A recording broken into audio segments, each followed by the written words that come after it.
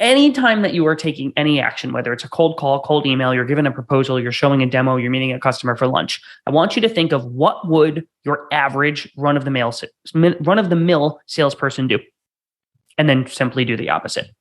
Because most salespeople aren't that good. Yeah. Most salespeople don't take any pride in the profession and the craft. They don't care about the psychology of things. And so by doing the opposite, you actually set yourself apart. And I believe that you cannot be perceived to be better until you're first perceived to be different. And so step one in the person saying this is somebody that I should work with, be perceived to be different. And the way that you do that is you do the opposite. So you're listening to the Real Business Connections Network. Real Business Connections Network. Powered by Balbert Marketing, LLC. Subscribe now and check us out at realbusinessconnections.com. Enjoy the show.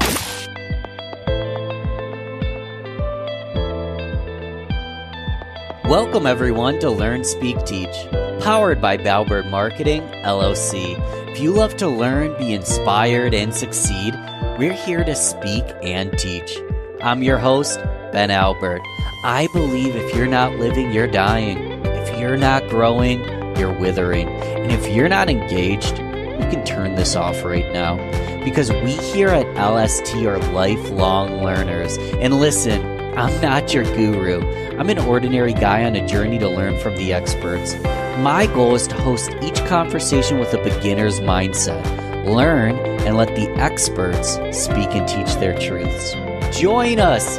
Oh yeah, and don't forget to subscribe. This episode is brought to you completely free. Get some stake in the game here. My fee for the show only takes a few moments. If you gain value from the episode, personally share with a friend and explain your favorite part. Bonus points. Please leave us a review on Apple, Google Podcasts, or anywhere you listen to the show.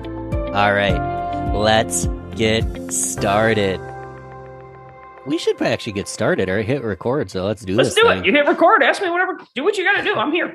All right. Welcome everybody to Learn, Speak, Teach on the Real Business Connections Network. I am here today with Nick Cegelski. Nick, what's good, man? How are you? What's going on? I'm really excited for this one. I'm so excited for this because I don't get to connect with people from Rochester, my hometown, as frequently as I would like. And so I've been teeming with anticipation for this one. Dude, it's you started in Rochester. I have a show, Rochester Business Connections. I'm putting you on Learn, Speak, Teach because you've done such huge things and now you're traveling the globe, and hats off to you, man. You're doing big things. Guys, if you don't know who Nick is, he is the founder of 30 Minutes to President's Club, co-host of the 30 Minutes to President's Club podcast. No nonsense sales. We're talking about sales, no sales academia, only actionable sales tactics. It's top 0.5% podcast in the world. So he's doing something right, guys. Fun facts. He's a real estate investor and a coach for the USC wrestling team. Nick, in respect to your podcast, 30 Minutes to President's Club, you start every episode with 3 actionable takeaways so we can knock it out of the park right off the bat. What are your 3 actionable takeaways for this podcast today, my friend? So my big 3 are going to be: 1, if you want to be successful, you've got to be disciplined. And the definition of discipline is doing what you don't want to do when you don't want to do it. I learned that one from my high school wrestling coach. And every time I have to do something hard, that phrase, that mantra comes into my brain, and I think, oh gosh, I don't want to do this thing and I don't want to do it now. But if I want to be successful, I have to do it because discipline is doing what you don't want to do when you don't want to do it. So I lean on that really heavily. A couple ways, so actionable takeaway number 2, a couple ways you can put that into practice. 1 is separate planning your attack from attacking your plan. I think a lot of people try to make decisions about how they should be spending their time strategically from actually executing on those things. So they do those in tandem. Making decisions in a heat of battle about what you're going to do next is a surefire way to make sure that you are a slave to your emotions and the turbulence of that specific moment. And so separate making your plan from actually attacking your plan. Number 3 is eat the frog. And the idea behind eat the frog is you should start your day with your toughest thing first. The analogy comes from if on your to-do list was you had to eat a live frog and it's sitting there on your desk, it would be best just to swallow it first thing in the morning. And the reason for that is otherwise it's just going to sit there on your desk and get slimier and grosser and nastier. And now it's going to be 3:30 in the afternoon and you're still going to have to eat it. And now it just smells a little bit. And it's been weighing on you all day that you're going to have to eat it. So start your day with your toughest thing first and eat the frog. Those are my top 3. Dude, it's been 2 minutes and brother, you're already on fire, man. I love it. Tell me this. What was your frog today? Today, so I'm actually repackaging all of the way that I monetize our podcast. So the way that I monetize my podcast is everything's free for the listener, but we sell to sales tech companies that want to sell to our listeners. And I've been working with my co-founder for a while on the narrative that we give to our sponsors around what we do and why we're different and how we help them. And then also how we package the different things that we do with our newsletter and webinars and our podcast. And sometimes we'll actually create marketing content for them. And so I had to do some like hard work sitting down on like re-engineering our entire like proposal and almost go-to-market strategy, and also the way that we share that with the customer. And so that took a couple hours of focus, which meant I had to shut down email and Slack and not look at my phone. And those things are tempting. But the frog today was like actually putting not really pen to paper because it's on the computer, but actually putting some deep work on that. That's powerful. I'll be honest with you. I have a calendar, right? And I live and die by my calendar. At the bottom of my calendar and times that you can't book are tasks that I keep on my calendar as like a to-do list, but they're not in a specific slot. And you know what happens all the time, Nick? I take that baby and I drag it to the next day. Just before this interview, I dragged about 3 items to the next day because I'm like, I might not getting this done. So it sounds like I might not be eating that frog. Well, one thing you might want to consider doing that has helped me considerably, and this goes back to that principle of separating planning your attack from attacking your plan. First of all, you got to give yourself a little bit of credit. No human being is perfect. And if you get it right 70% of the time, you're actually doing pretty dang good. Most people get it right 0% of the time. So step one is like, remove that weight from yourself of saying, you screwed it up. But something that's really helped me is I use a to-do list application called Todoist. And every morning when I look at that list, what I do is I actually, the first thing that I do in the day, actually before even eating said frog, is I stack rank. Like I move the tasks around in the order that I'm going to execute on them on. And so I put the toughest thing at the top. And beneath that is the next toughest thing. And beneath that is the next toughest thing. And so step one to starting the day is just figure out like, how am I going to go about executing on these things? Because otherwise, what you'll do is, and this might have happened to you today, you end up cherry picking the things that are easier to check off your list because it feels good to check stuff off your list. And then what happens is it gets to be 4:15, and then you look at your to-do list and you've done all the easy stuff. And now you've got all of this hard stuff. And I don't know about you, but by the end of the day, my brain is pretty fried. And I don't have the mental capacity to attack that big, heavy stuff. And so my recommendation is to invert it. Start your day with your toughest stuff that really requires the most focus. Start your day with the most important things. And also accept the reality that most days you will not get everything done that you set out to do. But if you prioritize before attacking that list, well, even if you don't finish everything, at least you can sleep with the peace knowing you did the most important stuff first. And the stuff that didn't get done, the stuff where you dropped the ball because you were going to drop the ball, it was the less important stuff. And those balls are better to drop than the other one. Yeah, you got to hold the right ball. So you're disciplined, you're attacking your list, you're eating the frog early. Dude, what has the results been for you? How has your life changed by enacting these takeaways today? I think I have a pretty fun and great life. I mean, I don't want to sit here and brag about how things have gone, but it's not, Nick, it's never to impress. It's just to impress upon the point. You're doing great. Yeah. You're not bragging, man. You're just doing awesome. I appreciate that. I think, so let's just talk about how I feel. I feel like I'm focused on the right things. I actually feel like I'm at a point in my life where I have the least amount of cognitive dissonance in my life. The idea behind cognitive dissonance, for those who are not familiar, is when there is a conflict between what you know you should be doing and your actions, your brain really struggles with that. So if you think about a simple example, if you're trying to lose weight and you're eating a donut, it might feel sort of good in the moment, but deep inside of you, you have that feeling like, oh, shoot, I should not be doing this.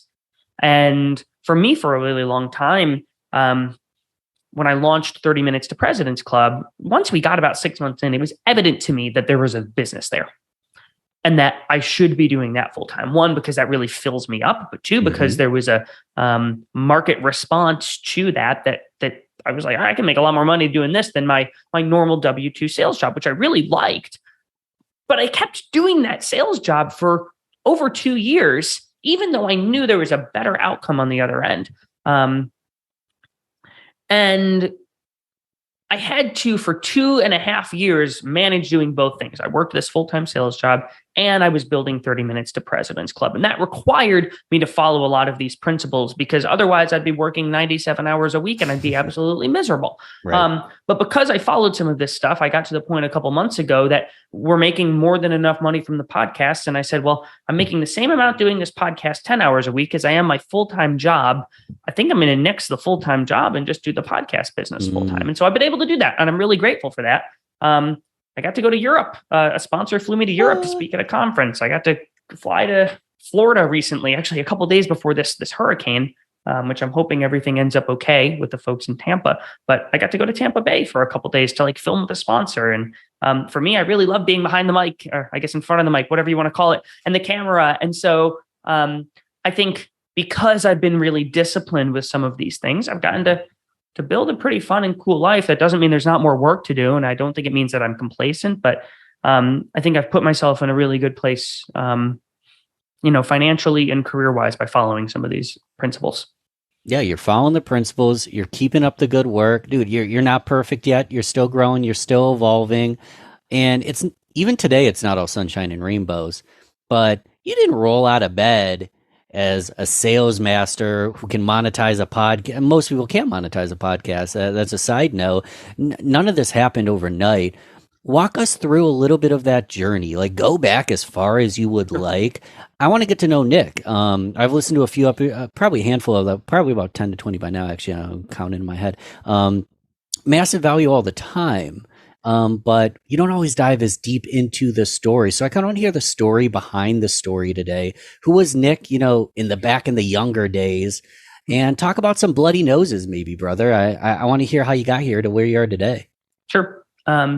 So I think one of the foundational elements of who I am is the sport of wrestling. I wrestled in high school and I wrestled in college. And I talked about that definition of discipline in the beginning. That actually was the first thing that my high school wrestling coach said on the first day of practice that I ever went to. We walked into the room and he said, hey, that brings a whole team together. And it's the first thing he says. So everyone's really listening. He goes, if you want to be a great wrestler, you've got to be disciplined. And the definition of discipline is doing what you don't want to do when you don't want to do it. And stuck in my brain. I'm just talking about it today, right? And so I learned a lot from wrestling. I learned stuff like your attitude is more important than your circumstances. The present situation that you are in, the adversity that you're dealing with, is less important than your perspective on it. And the only two things that you can control are your effort and your attitude. And you should focus on those things. Don't focus on the output. Don't focus on how many downloads your podcast has or how much money you have or how much weight you lost. Instead, focus on the inputs. Focus on the things that you can control.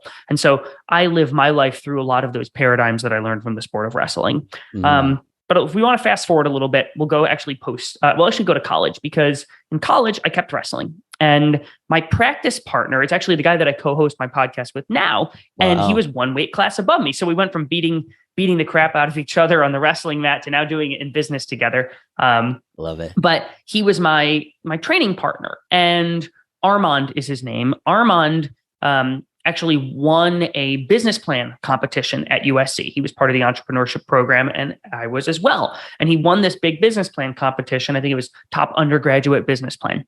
And he came to me because we were training partners and we really trusted each other. And he said, hey, I want to turn this from a business plan into a real business. And so we ended up starting a company in college. It was a vending machine business. If you've ever been to the airport and seen like those Best Buy vending machines that sell headphones and things like that, we did something similar, but it was more like a GNC in a vending machine. So we actually sold full-size tubs of protein powder and vitamins and pre-workout. I love and we this idea. yeah, and we put them at gyms all across Southern California. We actually had an agreement with LA Fitness, and so we had a bunch of vending machines at LA Fitnesses in Southern California, and we didn't know what we were doing. We were total novices, and we ended up not building a successful business. We were profitable, but you make money in vending not having 4 vending machines. You make it having 400 vending machines. And we didn't really know how to go from 4 to 400. Really, if I could go back, probably would have raised some money because we didn't have enough money for 400 vending machines. Anyways, I digress. We wound that business down. And as I thought about what am I going to do next? What am I going to do with my career? I thought about, well, what did I like the best about that? And for me, it was sort of the business development, the deal making side of it. It was really fun for me to like cold call a bunch of gyms to land our first location that we put one in. And so I said, all right, how do I find that? Well, and then I stumble into tech sales. And so I start selling software. And it turns out that cold calling to sell software and selling vending machines are actually really, really different. And I was terrible at what I was doing. And I was working at a startup that basically hands you a phone and hands you a list of names to call and says, good luck. And so I stumbled and fumbled and struggled there. And the only reason I didn't get fired was because I was putting the work in and I worked really, really hard, but it was miserable and I wasn't really making any money. And this also, so one thing to know about me is I live in Southern California and I hate sitting in traffic. I hate it. It's such a waste of time. It's so frustrating. And so I actually rode my bike to and from work. It was an electric bike, but it was still 12 miles each way. And so it would take me 45 minutes. Wow. And I'd be sitting there on my bike, like pedaling. It's a pedal assist bike, but I'd be crying after work. So I'm like, man, this stinks. I really was frustrated because I could tell that like what I was doing, like it wasn't working. And it's a really frustrating situation to be in, to be like trying to sell, but stumbling and fumbling and you're not getting anywhere. And for me, I really like learning via podcasts, especially living in Southern California when you spend so much time behind the wheel, whether it's a bike or a car. Podcasts are a good way to learn without actually having to engage your eyes. And so I got a big speaker for my bike and I started listening to sales podcasts. I love it. Yes. Not even the earbuds. You actually got the speaker. Not even the earbuds. Well, yeah, it's not it. safe always to put the earbuds in while you're driving next to traffic. I'm a dumbass when I thought, speaker makes more sense. So I'd be listening to these sales podcasts, biking to and from work. And it actually didn't alleviate my frustration because most sales podcasts out there aren't very good. You'll listen for an hour and you'll get 1 or 2 nuggets, but most of the time the guest is telling you, like they're making jokes about the weather or they're talking about sports or they're saying things that sound good, like you got to sell value. You've got to have empathy. You've got to listen to the customer. Well, no shit, excuse my language. Like, of course you do. And any human being knows that. And if you don't, you're in trouble, man. You're in trouble. You should not be in a profession that requires any semblance of EQ. But if you have any semblance of emotional intelligence, you already know those things. And so for me, as a 22-year-old novice sales rep, I didn't want to be told you got to sell value. I wanted to hear here is how you actually do it. And so I ended up finding my way into another sales job and actually doing pretty well there because I started to read some books that actually gave me that. But in my mind was none of those sales podcasts that I really wanted to get value from. They didn't help me. They didn't give me value. They didn't give me anything. And my former co-founder of the vending company, and my former wrestling training partner, he was living up in San Francisco and he was working a sales job also. And so he and I would always share best practices with each other. And one day he and I went on a ski trip and we were sitting down and he was like, hey, I'm putting together a training for my team. What are all the things, Nick, that you know about negotiation and sales? And so we just had a conversation and I just said, well, here's the 42 things that come to mind. And we looked at each other and we were like, man, we should have recorded that. That would have been a great podcast episode. Hence, 30 Minutes to President's Club was born. And part of what we do is we only focus on things that salespeople can put into practice that day, things that they can do, say, or write that very day, which means we do not talk about things like mindset. We do not talk about work ethic. We do not talk about mental health or culture. All of those things are immensely important. Don't get me wrong, but they are not the focus of what we do. We only focus on that. Here are things you can steal and use today. I just answered your question with a 14-minute soliloquy, so I'll take a breath now. I love it. And it's funny, Nick, on this show, we do talk a lot about mindset. We talk about personal development. We talk about holistic growth. We talk about not having to be a pushy salesman and actually being the kind of person that attracts the sale, words aside. But part of why I talk about this stuff is I was in analysis paralysis with all the tips, and I started to realize that I had to work on myself because all the tips and tricks didn't work. If I didn't go to work, if I didn't have the discipline, if I didn't do the self-work, the self-love. So I love the yin and the yang here, that it really is a place and time for everybody. Like, there is a lot of people that need to find themselves. There's also a lot of people that are kicking ass and they're not making sales and they don't know why, and they need you, Nick. So you mentioned cold calling. Well, let's just get super actionable. Last podcast I had Brendan, oh my God, I'm going to butcher his name, Brendan Kumasari. He's one of the best speaking coaches in the world, and we literally just did a workshop the entire time. He's done like 1,000 podcasts, so it's like, let's do a workshop. I'm going to stay in that workshop mode, and let's just get super actionable today. So you mentioned cold calling in 2 different industries, 2 different scripts. You were maybe a little successful here, but didn't blow up. It did not work over here. What were you doing wrong? Is there commonalities? What do most people do wrong? How do I fix some of these things that I might be doing wrong? Yeah, and I want to comment on the thing you said about mindset. Actually, my belief is that mindset is probably much, much more important than the actual specific tactics. Please. However, just the angle of what I've done for the show. So it's actually extremely important to get yourself right before you do all these tips and tactics and tools. However, let's talk about cold calling. Cool. What I recommend salespeople do is, if you want to be a great salesperson, anytime that you are taking any action, whether it's a cold call, cold email, you're giving a proposal, you're showing a demo, you're meeting a customer for lunch, I want you to think of what would your average run-of-the-mill salesperson do, and then simply do the opposite. Because most salespeople aren't that good. Yeah.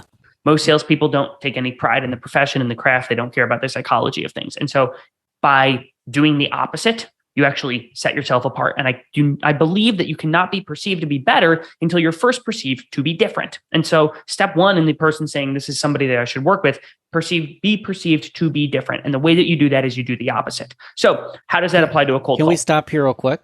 You certainly can. My sales managers give me a script, and I'm supposed to do the script that is a tested template and has worked over time.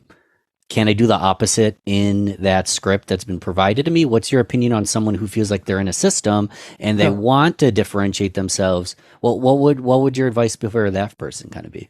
Well, what you don't want to do is tick off your manager and be like, screw this, I'm throwing this in the trash. And now you're fired and you're using a script that might work for you or doesn't work for you, but you don't have a job and you're not getting paid. So what you don't want to do is be this Rambo who just throws the thing in the trash and upsets somebody. What you might consider doing is saying, hey, if I'm going to make 30 cold calls today, 15, I'm going to use the script that my manager gave me. And then 15, I'm going to try doing something different. Anytime you want to experiment with this, just A/B test. Try your 15, try your 15. That's probably not a big enough data set. So you might want to do that for a full week or maybe even 2 weeks, but then see, like, maybe your new technique works. But if the other one is working, like, you probably don't want to ditch it. However, let's go back to cold calls and sort of what I think you should be doing, because this is what you might want to actually put into practice. This is into there's no script provided to you. We're going to do it on our own. Let's rock. So the way that most salespeople make a cold call is Ben picks up the phone and he says, hello. And I say, hey, Ben, this is Nick Cegelski with 30 Minutes to President's Club. How are you doing today? Or they say, hey, Ben, this is Nick Cegelski with 30 Minutes to President's Club. Did I catch you at a bad time? Yes. If you're using either of those openers, throw them in the trash. And the reason for that, let's talk about how are you doing today? I have a lot of salespeople that say, well, Nick, I really care about all of my customers. I really deeply care, and I want to know how they're doing. One, if you're really making 30 cold calls in a day, do you really, truly mean to convince me that you care about how each of those COOs' individual days are going? That's not why you're making the cold call. That's not the intent of the cold call. The intent of the cold call is you're trying to kick off a business relationship with this person. That doesn't mean that later and down the line you can't ask them how they're doing. That doesn't mean you don't care about them. But leading with that, you're already leading with dishonesty. You are already leading with, how are you doing today? And what most people are going to do is they're going to say, I'm good. What's this about?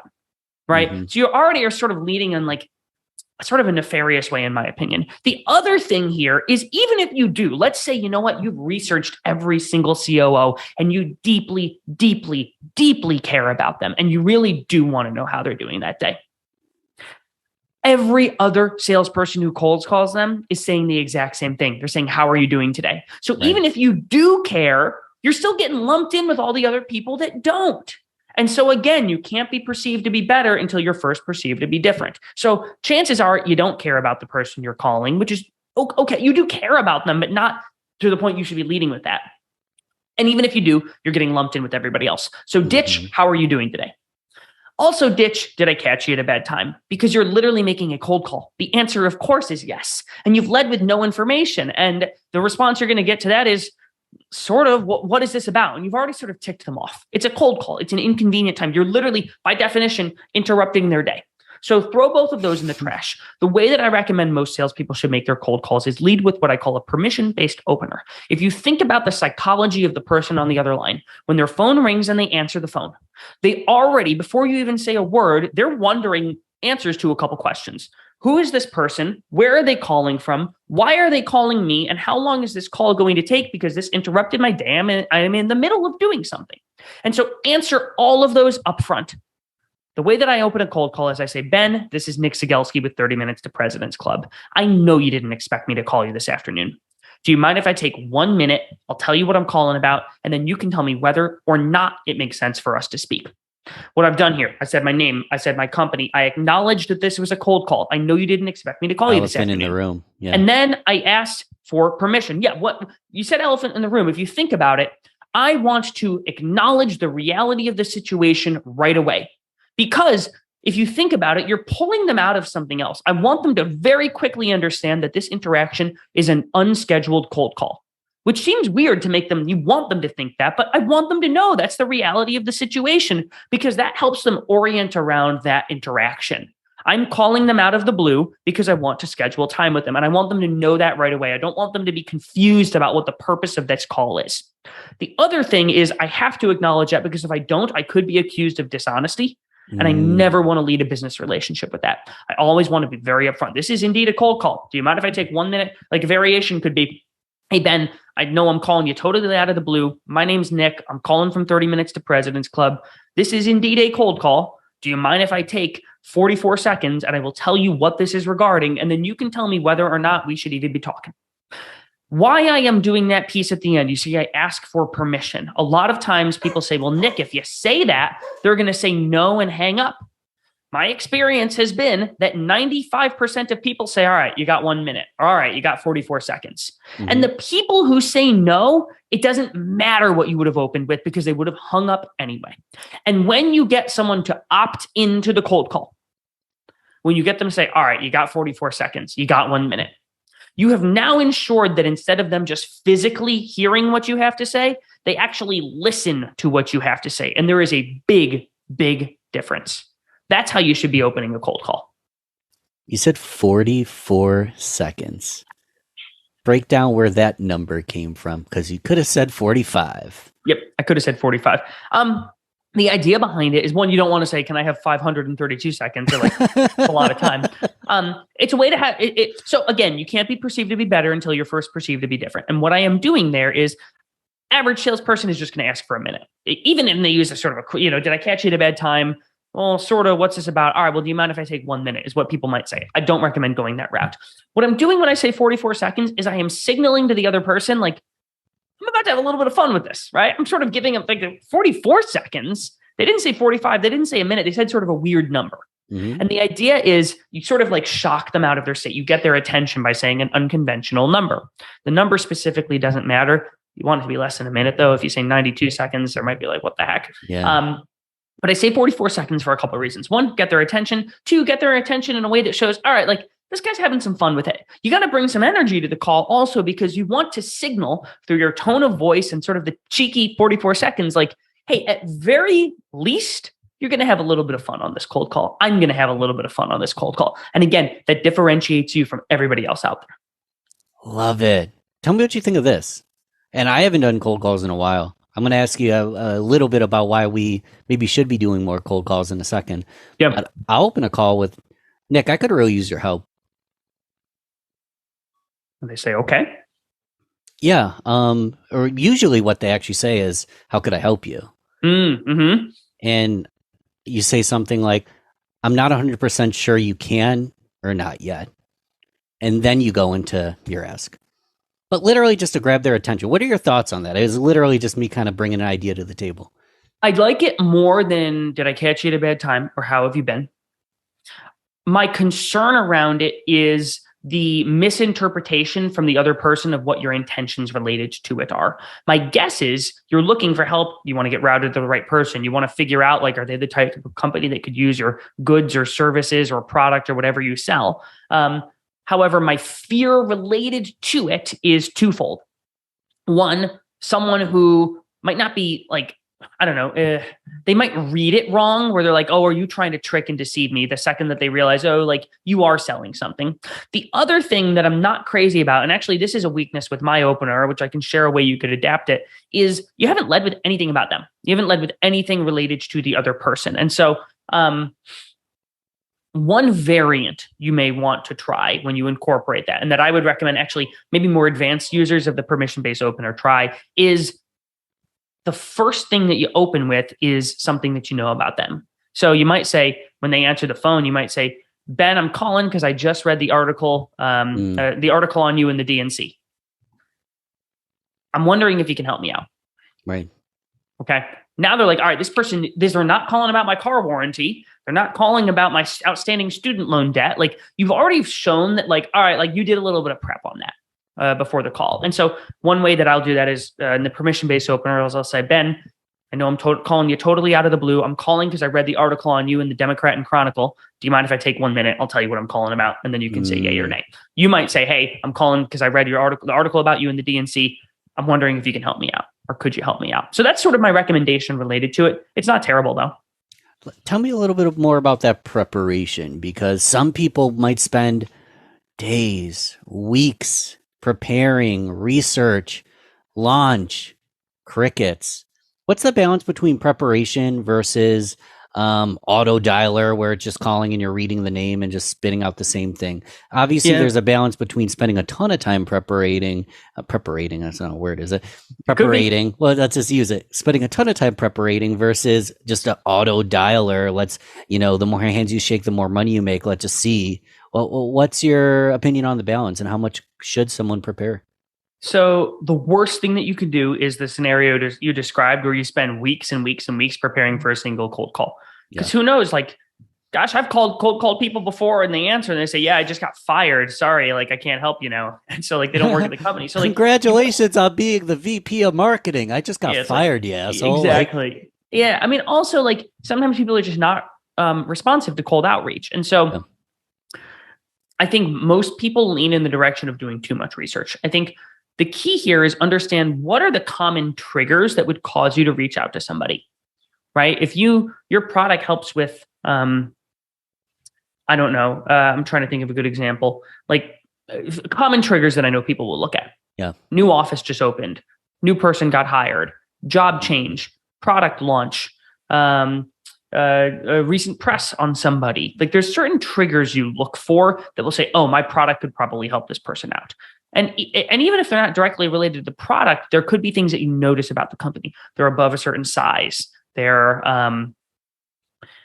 a certain size of their sales team, or they're in a certain geographical region. There's certain reasons that we reach out to the companies when we're prospecting them. And so you should find out, what are the 2 or 3 common triggers that I need to look for when I'm prospecting somebody. Okay, that's step 1. Step 2 is find one thing about them.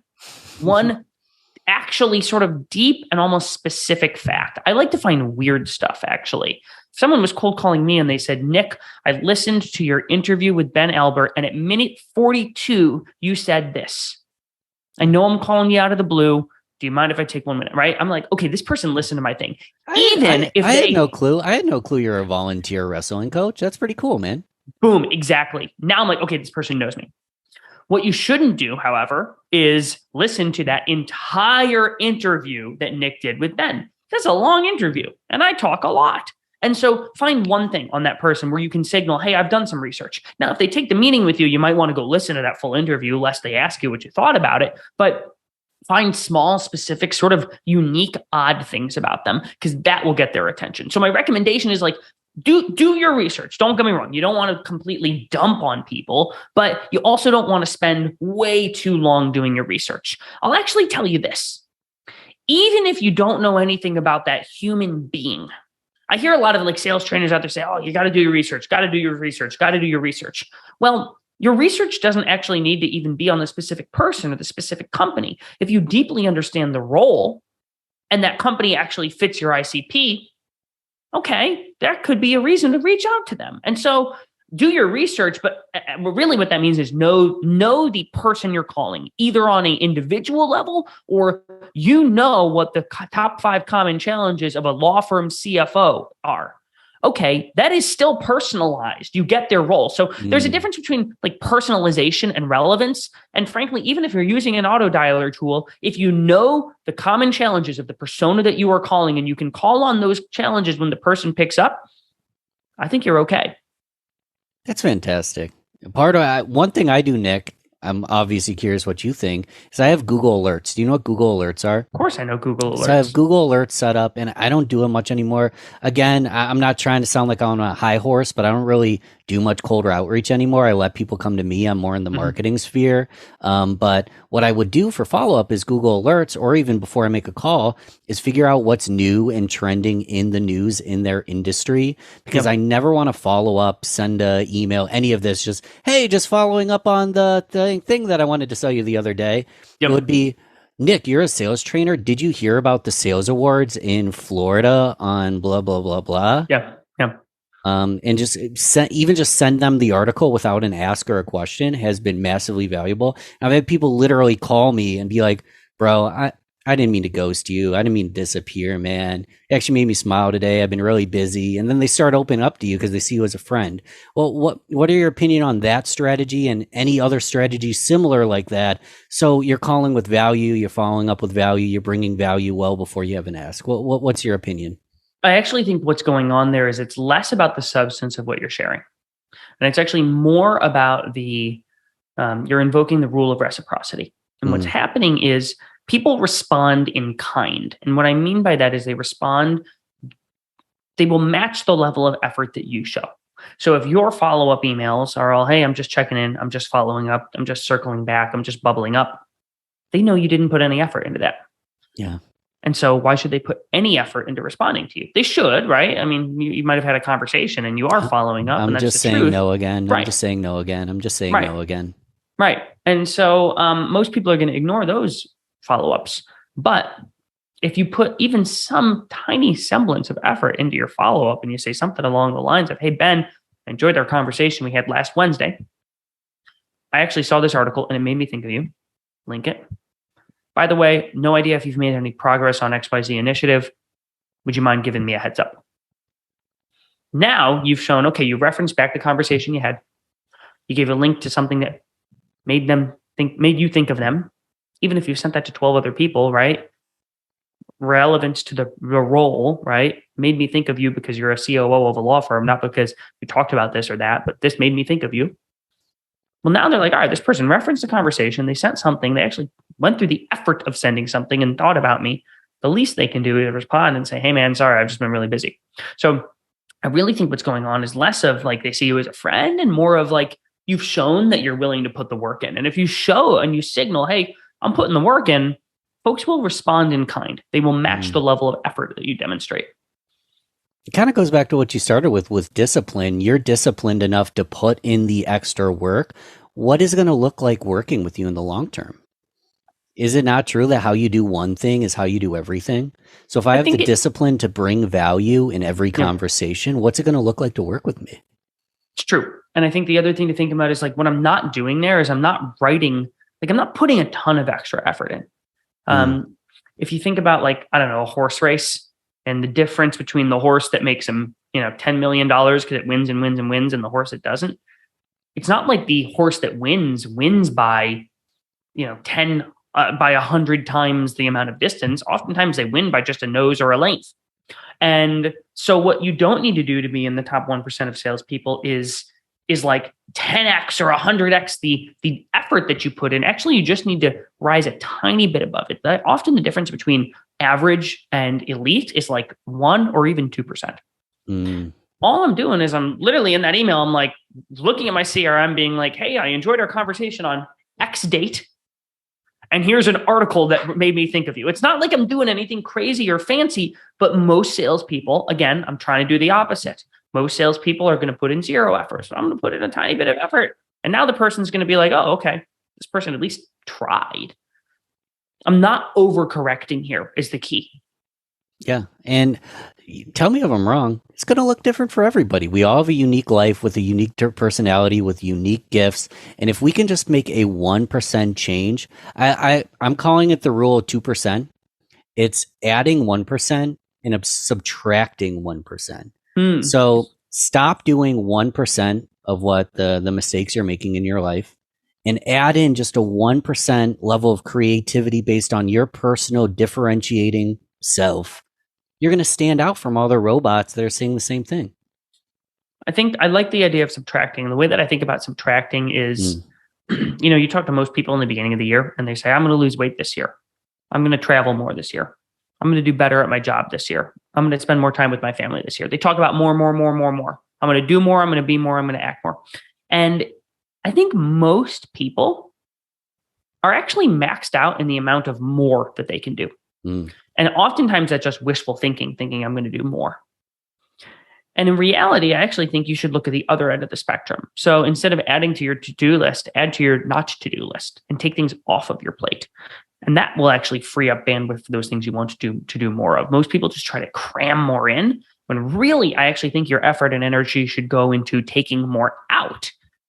Sort of a corollary to this is I was a wrestler, right? I guess I still am a wrestler because I still coach. And so I think a lot about like nutrition, and I talk to the team about like, here's how you get down to your weight class if you need to lose weight.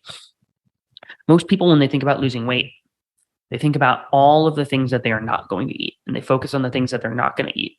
No more donuts, cupcakes, soda, beer, wine, etc.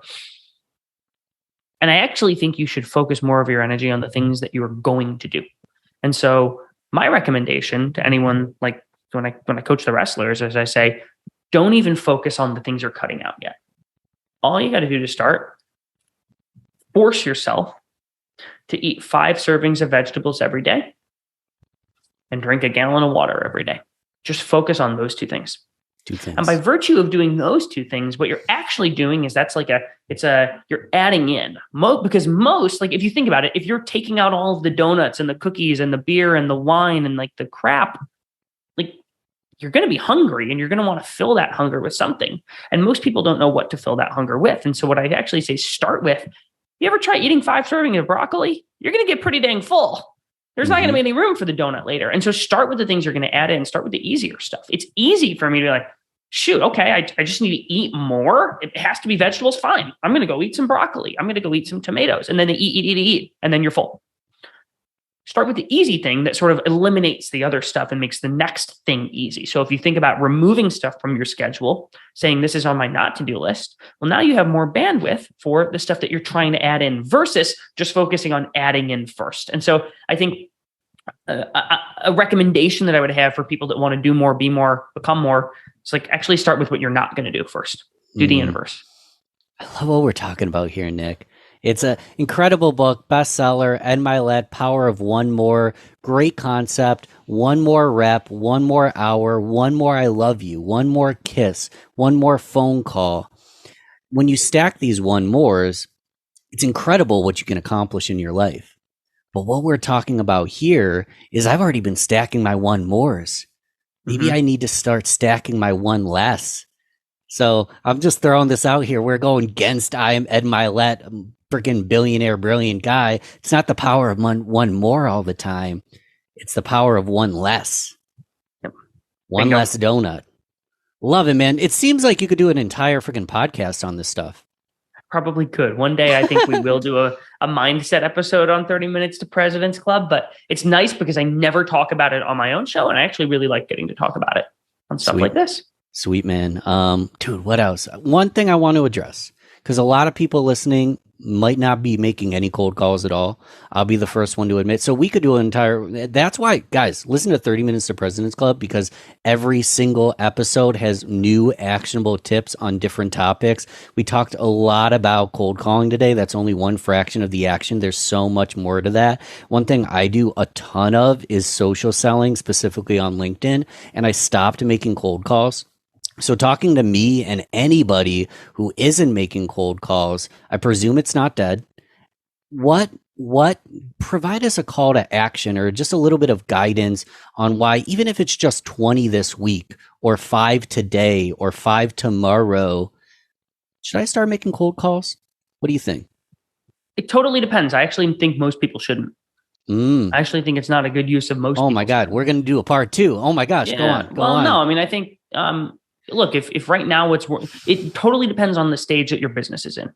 I'll tell you right now, for my business, for my podcast sponsorships, I'm not making cold calls. I'm certainly doing cold outreach, but I'm lucky in that, like, I'll tell you, my strategy is I've got 22,000 salespeople who are on a mailing list of mine who I can see where they work because they sign up for our webinars and they put the company that they work at. And so for me, when I'm trying to, and I sell to sales tech companies. So I've got all of these salespeople that work at the company that I'm trying to sell to. And so for me, it's kind of easy. I can message them on LinkedIn and say, hey, you follow our stuff. I think we could do some cool things like help getting your brand in front of more salespeople that you're selling to. Right. Would you be open to making an introduction to your CMO? That's easy for me. And so that's the most effective route to getting a sales meeting. And so I think that if you're listening to this and you're considering making cold calls, you should be considering what is the most effective route to me getting my meetings. And sales calls are quite inefficient. Cold calls are quite inefficient. However, if you're at a point where you don't have the luxury of what I just described and cold email isn't breaking through the noise for you, you may consider making cold calls. My recommendation is do not just say, I'm going to make 5 cold calls on Monday and then never make any more.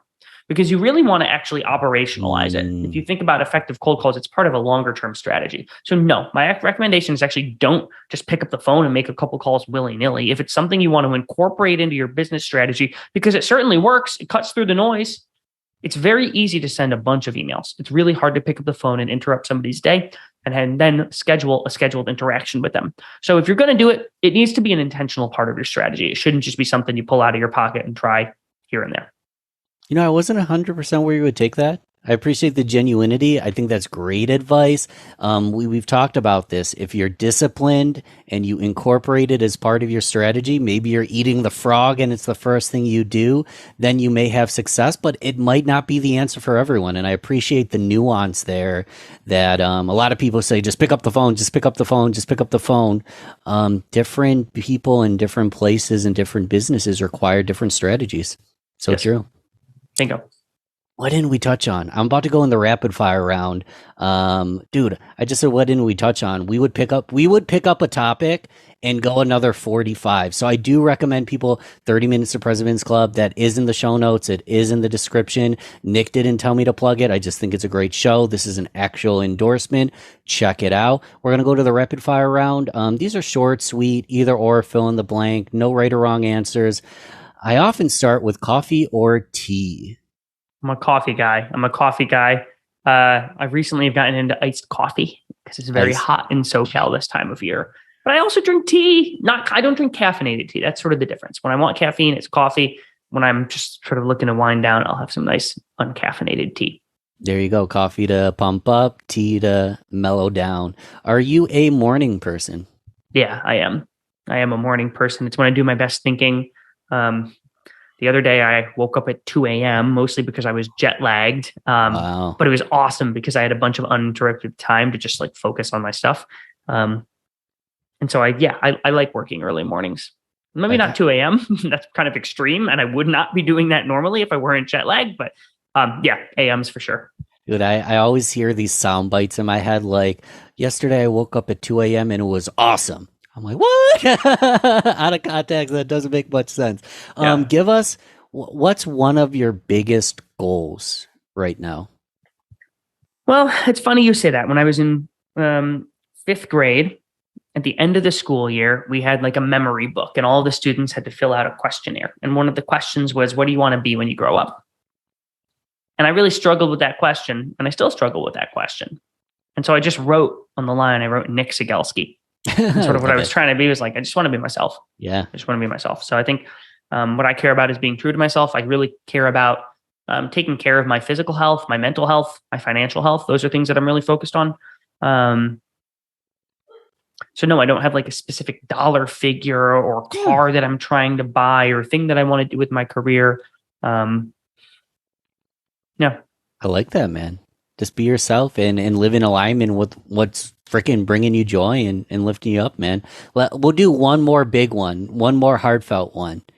Let's rewind back to one of the proudest moments of your life. What comes to mind as one of the proudest moments of your life or career? My senior year of high school, it was at the New York State Wrestling Championships.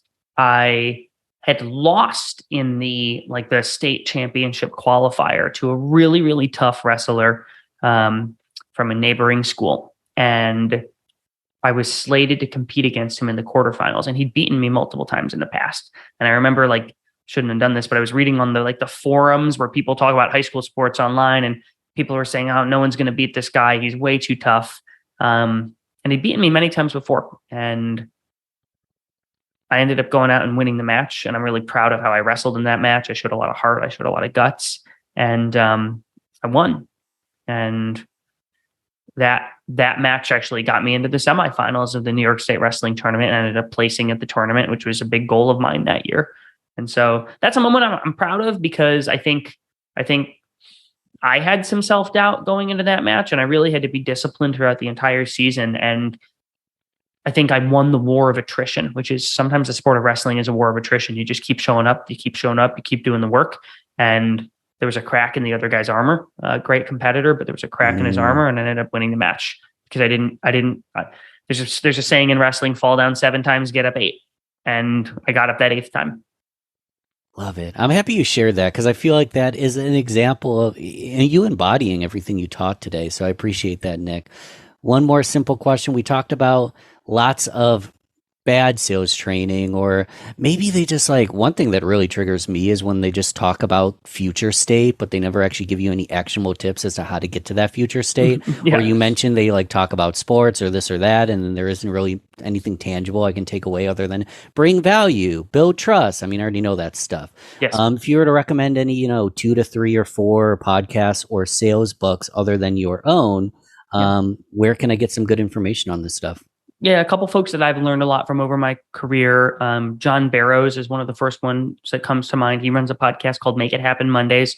Really respect him. I've learned a lot from him over my career. There's another guy, his name's Morgan Ingram. He does a lot of sales training and coaching, and really bright guy. And one of the things that I appreciate about him is I actually met him at a conference recently.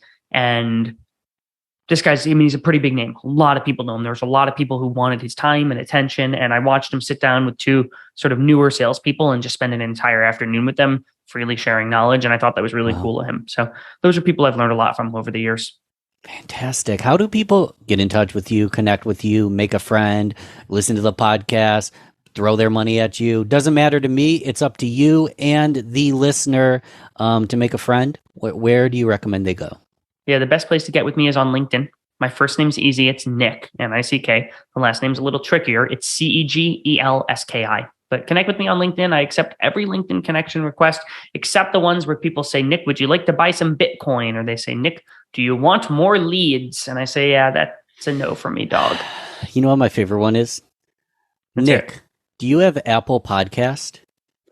If you have Apple Podcasts, I can promote Apple Podcast link to get 2,000 reviews. And I don't want 2,000 fake reviews. I think that's a bad look.